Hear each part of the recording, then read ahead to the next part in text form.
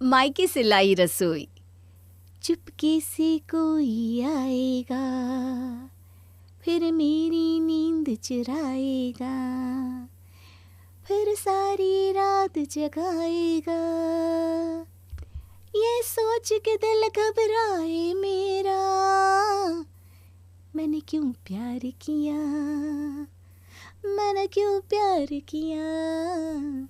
चुपके से कोई आएगा, फिर मेरी नींद चुराएगा, फिर सारी रात जगाएगा। ये सोच के दिल घबराए मेरा, और मैंने क्यों प्यार किया, ये दिल बेकरार किया। खुद को शीशे में निहारती हुई नेहा लगातार अपने आप में ये गाना गुनगुना रही थी। खूबसूरत तो मैं हूँ, पर खूबसूरती का क्या फ़ायदा जब मुझे दिन रात निहारने वाला मेरा वो प्रेमी इधर उधर जंगल में मेरी तलाश में ही गुम रह जाए। आप ही माता रानी कुछ ऐसा कीजिए ना, जो मेरे लिए बना है वो मुझे ढूंढ ही ले। अब इंतज़ार नहीं होता। खुद ही खुद में नेहा ये कह रही थी कि तभी उसका भाई राज कमरे में आता है और उसे ऐसी हरकतें करता देख सर पीट लेता है। परेशान हो गया मैं तुझे समझा समझा कर नेहा। ये सफ़ेद घोड़े पर बैठा हुआ राजकुमार सिर्फ परियों की कहानियों में आता है या बॉलीवुड के पिक्चरों में। असल में जीवन रोटी कपड़ा और मकान जैसी होती है, सूरज बरजात्या की मूवी जैसी नहीं। तो इस पिक्चर की दुनिया से बाहर आकर खुद पर फोकस कर। एट द एंड ये तेरी लाइफ है। खुद पर ही तो फोकस करती आई हूँ भाई, और क्या करूँ। देख कैसे मैंने अपने नेल्स को अच्छे से पॉलिश कर लिया है, उस पर नेल पेंट लगा लिया है, कल पेडिक्योर भी करवाया था। बस ये मेरे बाल ना थोड़ी सी रफ है, उसके लिए मैं कोशिश कर रही हूँ कि सॉफ्ट हो जाएंगे। फिर देखना कैसे मेरा पति मेरे पीछे लट्टू की तरह घूमेगा और एक दूसरे का हाथ पकड़कर हम गाना गाएंगे। एक प्यार का नगमा है, मौजों की रवानी है। ससुराल में सिर्फ पति नहीं होता और लोग भी होते हैं नेहा। हाँ, तो मैं खुद एक बड़े परिवार में ही जाना चाहती हूँ। माँ बाप जैसे सास ससुर और कृष्ण कन्हैया जैसा देवर। सुबह सुबह भागते दौड़ते मैं सभी के लिए नाश्ता और इनके लिए टिफिन बनाऊंगी। शाम को जब ये थका हारा ऑफिस से आएगा तो उसका बैग लेकर मैं उसे पानी का ग्लास पकड़ाऊंगी। हर 6 महीने में फॉरेन टूर और हर हफ्ते मूवी। सपनों की दुनिया से बाहर आ जाओ नेहा रानी। किसी के ससुराल वाले इतने अच्छे नहीं होते, और होते भी है तो 100 में कोई एक।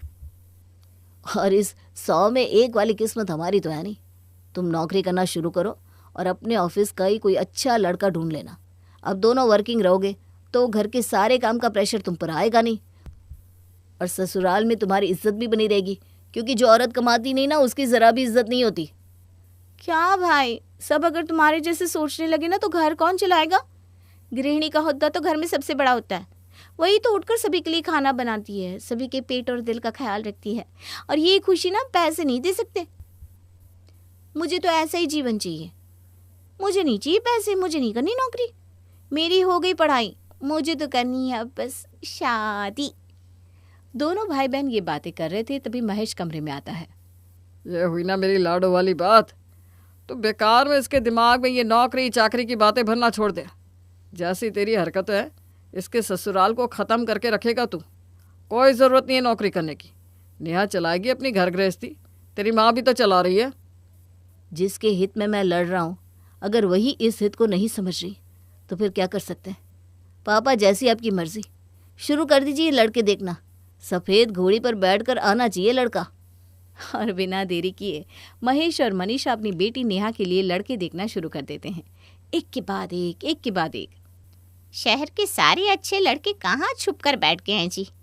ये सब हमारी नेहा की शादी के वक्त ही होना था। अरे क्यों चिंता करती हैं आप मनीषा जी। लड़के कितने देखे हैं हमने, गिन कर 3। आपको पसंद करने के पहले मैंने 31 लड़कियां छांटी थी, तब जाकर मुझे आप पसंद आई थी। अब अगर मंडी में आए हैं तो ठोक बजाकर काम करेंगे ना। इतनी हड़बड़ी किस बात की है। इतने दिन रुके हैं तो 1 आध महीना और सही। वैसे भी लगन अब दिसंबर में ही है, उसके पहले 6 महीने हैं हमारे हाथ में। कोई ना कोई अच्छा लड़का मिल ही जाएगा। मेरी बात हुई है विमल जी से, इस रविवार को वो लोग आ रहे हैं हमारी नेहा को देखने। भगवान ने चाहा तो ये रिश्ता पक्का हो जाएगा। और रविवार की सुबह विमल अपनी पत्नी सुमित्रा और बेटे करण के साथ महेश के घर पहुंचता है। किसी भी लड़की वाली के परिवार की तरह महेश और मनीषा लड़के वालों की खातिरदारी में लग जाते हैं। मैंने तो मास्टर्स की है आंटी जी। वैसे नेहा भी पढ़ाई में बहुत अच्छी है बस ज़रा चंचल है, पढ़ने में ज़्यादा मन नहीं लगता इसका। बच्ची है बेटा, हमें तो इन चीज़ों से कोई मतलब नहीं है। अगर उसे पढ़ना होगा तो शादी के बाद पढ़ाएंगे, पर अगर उसे घर पर आराम करना होगा तो वो आराम करेगी। ऐसे घर कहाँ चलते हैं सुमित्रा जी, फिर रसोई कौन देखेगा? नौकर नाम की चीज़ क्यों है दुनिया में मनीषा जी। खाना बनाने के लिए कुक रख लेंगे, बाकी सब काम के लिए हमारे घर में ऑलरेडी मेड है। और वैसे भी हम किरण के लिए जीवन साथी ढूंढ रहे हैं, अपने घर को संभालने वाली कोई काम वाली बाई नहीं। बिल्कुल सही कह रही है मम्मी। मैं मम्मी से बहुत प्यार करता हूँ और मम्मी मेरी सारी ज़रूरतें समझती हैं, इसलिए मुझे कभी उन्हें कुछ बताने की ज़रूरत ही नहीं पड़ी। आप खुद ही देख रही हैं ना मम्मी की सोच। मेरे घर आने वाली लड़की कभी दुखी नहीं रहेगी। ये सुनकर फुसफुसाकर महेश मनीषा से कहता है, जो लड़का अपनी माँ की इतनी इज्जत करता है अपनी बीवी की भी खूब इज्जत करेगा। इसमें तो कोई शक ही नहीं है कि इससे अच्छा रिश्ता हमें नहीं मिलने वाला। हमें तो ये रिश्ता मंजूर है जी। अब बच्चे भी एक दूसरे को पसंद कर ले। अगर पापा मम्मी को ये ठीक लगता है तो मुझे कोई दिक्कत नहीं है। लीजिए, ये तो हो गई चटमंगनी पट ब्याह वाली बात। अब इतनी जल्दी अगर रिश्ता पक्का हुआ है तो शादी भी धड़ल्ले से कर लेते हैं। और बिना देरी किए 15 दिन के अंदर अंदर ही नेहा और करण की शादी हो जाती है। लाल जोड़े में दरवाजे पर खड़ी नेहा कई ख्वाब देख रही थी। आखिरकार मैं पहुंच ही गई अपने घर, मेरा अपना घर, मेरा ससुराल। न जाने क्या अच्छे कर्म किए होंगे मैंने जो मुझे इतना प्यारा ससुराल दिया है माता रानी आपने। बहू, इस कलश को पैर मारो और अंदर आओ। तुम ही तो हमारे घर की अन्नपूर्णा हो। और सभी बच्चा पार्टी कान खोलकर सुन लो, भाभी और भैया को कोई परेशान नहीं करेगा। नेहा बड़ी खुश थी। उसकी खुशी का तो कोई ठिकाना ही नहीं था। वो सबसे पहले फोन अपनी माँ को लगाकर इसके बारे में बताती है। सच में ऐसा कहा तेरी सास ने? बड़ी भाग्यशाली है बेटा जो तुझे ऐसी सास मिली है, वरना आजकल तो ऐसी ऐसी सास होती है जो अपने बेटे के साथ 2 मिनट भी बहू को अकेला नहीं छोड़ना चाहती। ये सुनकर मैं तो निश्चिंत हो गई हूँ तेरी तरफ से। चल अब तू भी ना अपनी पत्नी और बहू होने का फ़र्ज़ अच्छे से निभाना है। फ़ोन रखती हूँ बेटा। अगली सुबह एक अच्छी बहू की तरह नेहा रसोई में जाती है।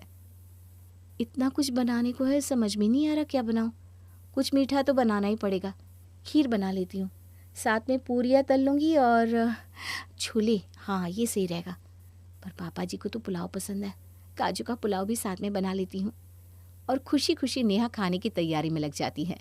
पुलाव के लिए ड्राई फ्रूट्स निकाल कर प्रिया उन्हें फाँक ही रही थी कि तभी सुमित्रा किचन में आती है और नेहा के हाथों से ड्राई फ्रूट्स का डब्बा लेते हुए कहती है, कितने पीछे दराज में छुपा कर रखा था मैंने ये डब्बा, तुम्हें कहाँ से मिला? और इतनी हिम्मत तुम्हारी कि मुझसे बिना पूछे ड्राई फ्रूट्स निकाल कर खाए जा रही हो? अपने मायके से लेकर आई थी क्या ये ड्राई फ्रूट्स, या वहाँ कभी खाने को नहीं मिला? ये अब क्या कह रही थी मम्मी जी? और मैं ये ड्राई फ्रूट्स खा नहीं रही थी, मैं तो बस सभी के लिए पहली रसोई की तैयारी कर रही थी। उसमें से ड्राई फ्रूट्स चख लिए कि कहीं उसमें हवा तो नहीं लग गई। ऐसे भी कई बार हम खाना बनाते वक्त थोड़ा बहुत तो चख ही लेते हैं ना। तभी उस डिब्बे को उठाकर सुमित्रा डिब्बे पर लगा हुआ मार्क अपनी बहू को दिखाते हुए कहती है, हमारे घर में ये सब नहीं होता बहू। ये देख, हर बार खाना बनने के बाद मैं सभी डिब्बों में ऐसे निशान लगा देती हूँ ताकि मेरे पीछे से कोई भी ज़रा सी भी चीज़ इधर उधर ना कर दे। अब इन काम वालियों का क्या ही भरोसा। अब तो तू आ गई है तो इन काम वालियों को काम से निकाल दूंगी, इसलिए अब से ध्यान रखना। और इतने चावल निकालने की क्या ज़रूरत है? इतना चावल नहीं बनता इस घर में। इस छोटी कटोरी से 1 कटोरी दाल भिगो दे और इस ग्लास से 1 ग्लास चावल। पर घर पर तो अभी और मेहमान आए हुए हैं ना मम्मी जी। घर की गृहिणी तुम हो, सभी को खाना मिले ये जिम्मेदारी तुम्हारी है। उसके बाद तुम्हें कुछ मिले ना मिले ये तुम्हारा नसीब। और हाँ, कंगालियों की तरह आधी कढ़ाई तेल लेके उसमें पूरियां मत तलने लगना। 1 चम्मच, बस 1 चम्मच तेल कढ़ाई में जाएगा जिसमें एक बार में 1 ही पूरी तली जाएगी। जल्दबाजी का काम करने में ज़्यादा तेल इस्तेमाल करने की कोई ज़रूरत ना है। आज तुम्हारी पहली रसोई है इसलिए माफ़ कर रही हूँ। पहली गलती समझकर। अगर अगली बार ये गलती हुई तो अच्छा नहीं होगा। ये सुनते ही नेहा का मन टूट कर चूर चूर हो जाता है। कहाँ उसने इसे अपने सपनों का ससुराल समझकर इस घर में अपने कदम बढ़ाए थे, और कहाँ ये उसके लिए एक बुरे सपने जैसा दिख रहा था। रसोई से सुमित्रा तो बाहर चली जाती है, पर नेहा रोती हुई जाती है और पहली रसोई की तैयारी करने लगती है। इस तरह से नाप तोल कर कोई खाना कैसे बनाए? घर में 11 लोग हैं और 1 गिलास चावल में कैसे सब कुछ होगा? 8 तो भी बच गए। अगर एक एक कर पूरियाँ तलती जाऊंगी तो 10 तो यहीं बच जाएंगे। फिर इनको वक्त पर नाश्ता कैसे दूंगी? और ये बेकार में मुझ पर नाराज हो जाएंगी। तभी नेहा को बाहर से विमल की आवाज़ सुनाई देती है। चाय तो हम बहू के हाथ की ही पियेंगे। पापा जी को चाय चाहिए, पर दूध कितना लेना है? ज्यादा दूध ले लिया तो मम्मी जी कहीं नाराज ना हो जाए। सर झुकाकर अपनी सास के पास जाकर नेहा धीरे से पूछती है, मम्मी जी दूध कितना लेना है? ये लीजिए चाचा जी, आप ये कह रहे थे कि बहू लाकर मैं निश्चिंत हो गई। यहाँ बहू को तो चाय तक बनानी नहीं आती, दूध का भी मुझे बताना पड़ेगा। पर क्या फ़र्क पड़ता है, अपनी बेटी है, इतना तो मुझे करना ही होगा। चल बेटा, मैं बताती हूँ तुझे। और अपनी बहू का हाथ पकड़े सुमित्रा रसोई में चली जाती है और 1 कप दूध निकालकर उसे देते हुए कहती है, ये रहा दूध, इसमें जितने पानी की ज़रूरत हो मिला लेना, और इसी में बाहर बैठे सभी के लिए चाय बनानी है तुझे। और याद रखना, चाय अच्छी बननी चाहिए, वरना ये चिढ़ जाते हैं। कुछ ऐसी हो गई थी नेहा की जिंदगी। पहले ही दिन उसे ऐसा कुछ सुनना पड़ रहा था जिसकी उसने उम्मीद भी नहीं की थी। धीरे धीरे कर सभी मेहमान वापस लौट जाते हैं। शादी में कुछ ज़्यादा ही खर्च नहीं हो गया जी? ऊपर से ये मेहमानों का खान पान। देख बहू, अब से किचन में शाम का नाश्ता बनाने की कोई ज़रूरत नहीं है। तेरे ससुर जी और करण तो घर पर रहते नहीं। मैंने अपने लिए पहले ही भुजिया की पैकेट मंगवा ली है, तो मैं तो वही खा लूँगी। और तू तो दोपहर में पहले इतना खा चुकी होती है, शाम में क्या ही खाएगी? जी मम्मी जी। शाम के वक्त सुमित्रा अपनी बहू के सामने बैठकर भुजिया, मिक्सचर, ड्राई फ्रूट्स और चाय के मजे ले रही थी और नेहा से खाने को पूछती तक नहीं। रात को क्या बना रही है तू? पापा जी ने बैंगन की सब्जी लाई थी मम्मी जी, वही बना दूंगी। तो फिर यहाँ बैठकर मुंह क्यों देख रही है? जा अंदर तैयारी शुरू कर। मुफ्त में पंखे की हवा खाने बैठ गई। यही होता है जब बिना दहेज की शादी करके लड़की ले आओ, खुद को लाट साहब समझने लगती है। नेहा किचन में बैंगन की सब्जी बना रही थी, तभी सुमित्रा किचन में आती है। कसम से किसी काम की नहीं है तू, इस तरह चलाई जाती है क्या कलची? हाँ, इसीलिए तेरे हाथ का खाना इतना बदस्वाद बनता है कि 2 दिन से करण का हाजमा बिगड़ा हुआ है। वो तो मम्मी जी इसलिए क्योंकि वो बाहर खा कर आ जाते हैं, कहती हूँ तो सुनते भी नहीं है। तो वो तेरी क्यों सुनेगा? हैं, क्यों सुनेगा? तो घर में करती ही क्या है? 2 लोगों का खाना बनाती है, घर का राशन डलवाती है क्या, जो मेरे सामने बोलने की हिम्मत कर रही है तू? कलची भाई तरफ से चला, तब जाकर सब्जी अच्छी बनेगी। मम्मी जी तो जबरदस्ती मेरे पीछे ही पड़ गई है, खलची को कैसे चलाऊं, क्या फर्क पड़ता है? अब तो लगता है कि राज ठीक ही कहता था।